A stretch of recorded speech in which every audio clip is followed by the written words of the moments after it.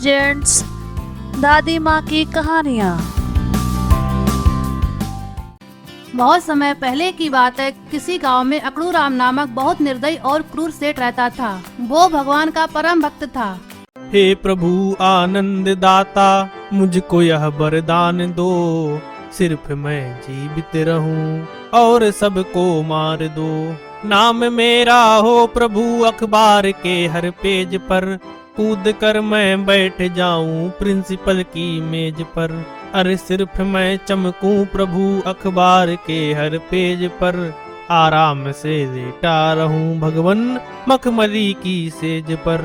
जिसको चाहूं काट खाऊं बस यही वरदान दो, सिर्फ मैं जीवित रहूं और सबको मार दो। सेठ का धर्म कर्म में तो बहुत मन लगता, लेकिन उसकी एक बहुत ही खराब आदत थी। सेठ जब भी किसी को पैसे देता, अगर उसे पैसे वापस करने में जरा भी देरी हो जाए तो वह उसके शरीर का एक भाग निकाल लेता था। सेठ अकड़ू राम की यह बात दूर दूर तक फैल गई और उससे कोई भी पैसे मांगने नहीं आता था। लेकिन एक बार सेठ के पास रामू नाम का लड़का आया। राम राम सेठ जी। राम राम, भगवान झूठ न बुलाए। रामू भाया, तुम्हारा यहाँ कैसे आना हुआ? सेठ जी, मुझे आपसे 10,000 रुपए चाहिए। आज बड़े दिनों के बाद किसी मुर्गे की गर्दन अकड़ू राम की मुट्ठी में आई है। सेठ जी, आप क्या सोच रहे हैं? कृपया मुझे 10,000 रुपए दे दीजिए। भगवान झूठ न बुलाए रामू भाया, मैं कुछ नहीं सोच रहा था। मैं तुम्हें 10,000 रुपए तो दे दूंगा, लेकिन क्या सेठ जी? भगवान झूठ न बुलाए रामू भाया, लेकिन इसके बदले में मुझे कुछ चाहिए। हाँ ठीक है सेठ जी, आपको ब्याज चाहिए तो मैं आपको ब्याज दूंगा। भगवान झूठ न बुलाए भाया, ब्याज तुम्हें दूंगा ही, लेकिन अगर तुम्हें पैसे वापस करने में 1 घंटे की भी देरी हुई तो मैं तुम्हारे शरीर का 1 किलो मांस ले लूंगा। सेठ जी, ये आप क्या कह रहे हैं? अगर आपको चाहिए तो आप मुझसे 2 रुपए ले लीजिए। लगता है रामू भाया तुमने मेरे बारे में गांव वालों से नहीं सुना। आज तक मैंने जिस किसी को भी पैसे दिए हैं और उसने पैसे वापस करने में अगर 1 घंटे की भी देरी कर दी तो मैंने उसके शरीर का 1 अंग निकाल दिया। ध्यान से समझ लो रामू भाया, अगर तुमने पैसे वापस करने में 1 घंटे की भी देरी कर दी तो मैं तुम्हारे शरीर का 1 अंग ले लूंगा। अगर तुम्हें मेरी शर्त मंजूर है तो तुम मुझसे पैसे लो, वरना तुम यहाँ से जा सकते हो।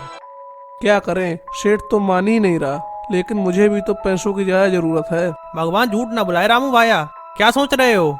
नहीं, कुछ नहीं सोच रहा था। आप मुझे 10,000 रुपए दे दीजिए। अगर मुझे पैसे वापस करने में नेक भी देरी हुई तो आप मेरे शरीर का 1 किलो मांस ले लेना।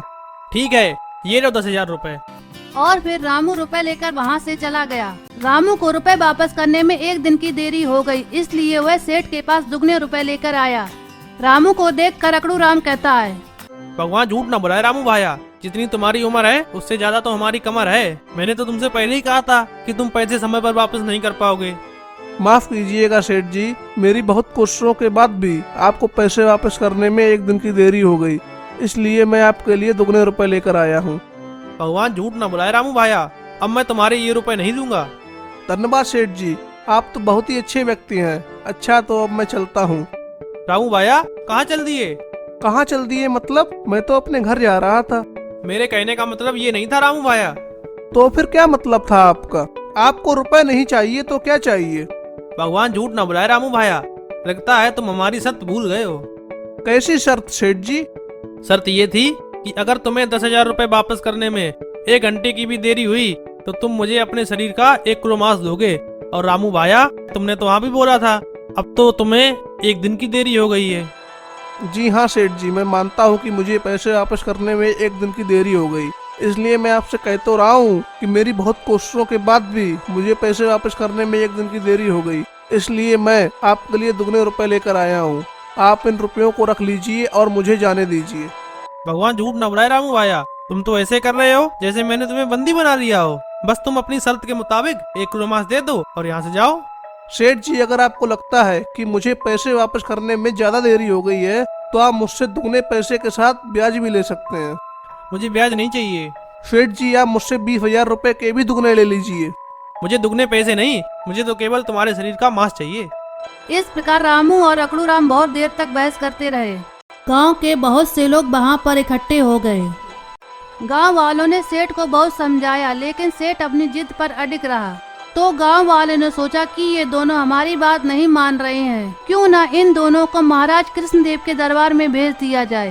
अरे अकड़ू राम, अगर ये लड़का तुम्हारी बात नहीं मान रहा तो तुम इसको महाराज के दरबार में क्यों नहीं लेके जाते?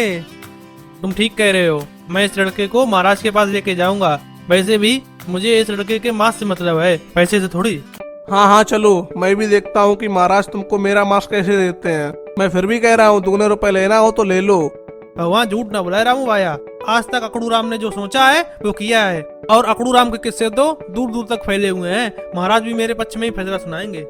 कहीं ऐसा ना हो कि महाराज इस अकड़ू राम को मेरा मांस देने का आदेश दे दें। इस प्रकार वो दोनों बातें करते करते महाराज कृष्णदेव के दरबार में चले गए। लेकिन रामू डरा हुआ था। फिर दोनों ने एक साथ मिलकर महाराज कृष्णदेव को प्रणाम किया। महाराज की जय हो। आइए आइए सेठ अकड़ू राम, आपका दरबार में स्वागत है। भगवान झूठ ना बुलाए महाराज, आपका बहुत बहुत धन्यवाद। ठीक है, तुम ये बताओ तुमने दरबार में आने का कष्ट क्यों किया? भगवान झूठ ना बुलाए महाराज, आपकी दया से कोई दिक्कत नहीं है, बस एक छोटी सी समस्या लेकर आपके पास आया हूँ। तुमको कौन सी समस्या आन पड़ी अकड़ू राम? तुम गांव वालों के लिए वैसे भी तो एक समस्या ही हो। क्या कहा महाराज आपने? कुछ नहीं कुछ नहीं, तुम बताओ तो तुमको कौन सी समस्या आन पड़ी है, और ये तुम्हारे साथ में लड़का कौन है? भगवान झूठ ना बुलाए महाराज, समस्या तो ये लड़का ही है। मतलब मैं कुछ समझा नहीं। भगवान झूठ ना बुलाए महाराज, मैं आपको सब बताता हूँ। इस लड़के ने मुझसे 10,000 रुपए मांगे, लेकिन मैंने रुपए देने से पहले एक शर्त रखी कि अगर तुम्हें रुपए वापस करने में 1 घंटे की भी देरी हो गई तो मैं तुम्हारे शरीर का 1 किलो मांस लूंगा। और महाराज इस लड़के ने हाँ भी बोला था, लेकिन आज तो महाराज इसको रुपए वापस करने में पूरे 1 दिन की देरी हो गई, और ये लड़का अपनी शर्त से पीछे हट रहा है। महाराज की जय हो। महाराज मेरा नाम रामू है, ये फेट फच कह रहा है। मैंने मांस देने के लिए हाँ कह दिया था, क्योंकि मुझे लगा कि मैं इसको समय पर पैसे वापस कर दूंगा, लेकिन मेरी बहुत कोशिशों के बाद भी मुझे रुपए वापस करने में 1 दिन की देरी हो गई। इसलिए मैं इनके लिए दुगने रुपए लेकर आया था, लेकिन इन्होंने पैसे लेने से मना कर दिया। फिर भी मैं इन्हें दुगने रुपए का ब्याज देने के लिए भी तैयार हूँ, लेकिन इन्होंने उसको भी लेने से मना कर दिया। बताइए अब मैं क्या करूँ महाराज? अकड़ू राम, जब रामू तुमको 2 रुपए का ब्याज दे रहा है तो तुमको उसे ले लेना चाहिए, इसमें तुम्हारा फायदा ही तो है। भगवान झूठ ना बुलाए महाराज, मैंने इस लड़के से पहले भी कहा था कि मुझे 2 रुपयों का ब्याज नहीं चाहिए, और आपसे भी कह रहा हूँ महाराज, मुझे ब्याज नहीं चाहिए, मुझे तो शर्त के अनुसार इस लड़के का मांस चाहिए। अकड़ू राम, तुम अगर ये जिद छोड़ दो तो मैं तुम्हें इसके बदले में 1 लाख सोने की सर्फियाँ दूंगा। नहीं नहीं महाराज, मुझे 1 लाख सोने की ये सर्फियाँ भी नहीं चाहिए। महाराज ने सेठ को बहुत समझाया, लेकिन सेठ अपनी जिद पर अडिग रहा। तब राजा ने इस समस्या का दायित्व मंत्री को सौंप दिया। अरे मंत्री जी, अब इस समस्या का समाधान आप ही निकाल के दो। जो आज्ञा महाराज। हाँ तो अकड़ू राम, तुम्हें पैसे और सोने की मुद्राएं नहीं चाहिए। नहीं नहीं, मैं कितनी बार बोलूं तुम सब लोगों से, मुझे कुछ और नहीं चाहिए, मुझे केवल इस लड़के का मांस चाहिए बस। अच्छा मैं समझ गया कि तुमको सिर्फ इस रामू के शरीर का मांस चाहिए और कुछ नहीं। आपका बहुत बहुत धन्यवाद मंत्री जी, कम से कम आपने तो मेरी बात समझी। 100% मैं तुम्हारी बात समझ गया हूँ, लेकिन तुमको भी मेरी एक शर्त माननी पड़ेगी। जरूर जरूर, भगवान झूठ ना बुलाए, मैं आपकी शर्त जरूर मानूंगा। लेकिन तुम पहले मेरी शर्त सुन तो लो, उसके बाद बोलना। हाँ बोलिए, आपकी शर्त क्या है? तो सुनो अकड़ू राम, जब तुम इस लड़के के शरीर का मांस लोगे तो खून की 1 बूंद भी नहीं गिरनी चाहिए। ये मंत्री पागल हो गया है क्या? आज तक अकड़ू राम ने सारे गांव वालों को बकरा बनाया, ये मंत्री तो अकड़ू राम को ही बकरा बना रहा है। क्या सोच रहे हो अकड़ू राम? भगवान झूठ ना बुलाए। अरे मंत्री जी, जब मैं मांस लूंगा तो खून निकलना तो स्वाभाविक सी बात है। नहीं अकड़ू राम, तुमने सिर्फ मांस लेने की बात कही थी, और मांस लेते समय खून की 1 बूंद भी गिर गई तो तुमको अपनी सारी संपत्ति रामू को देनी होगी। अरे मंत्री जी, ये कैसे संभव है? तुम कर सकते हो अकड़ू राम। कैसे मंत्री जी? जब तुम इस लड़के के दिए हुए दुगने रुपए छोड़ सकते हो, महाराज की दी हुई 1 लाख सोने की मुद्राएं छोड़ सकते हो, तो मांस लेते समय खून क्यों नहीं छोड़ सकते? और हाँ, अगर तुमने रामू के शरीर का 1 किलो मांस नहीं लिया तो तुम्हें उसे अपनी आधी संपत्ति देनी होगी।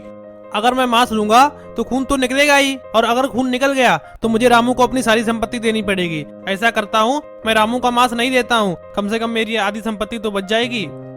क्या सोच रहे हो अकड़ू राम? कुछ नहीं, भगवान झूठ ना बुलाए मंत्री जी, मैं समझ गया आपकी बात। अब मुझे रामू का मांस नहीं चाहिए, और मैं अपनी आधी संपत्ति भी रामू को देने के लिए तैयार हूँ। ठीक है, लेकिन अगर तुमने ऐसा दोबारा किया तो तुम्हें फांसी की सजा हो जाएगी।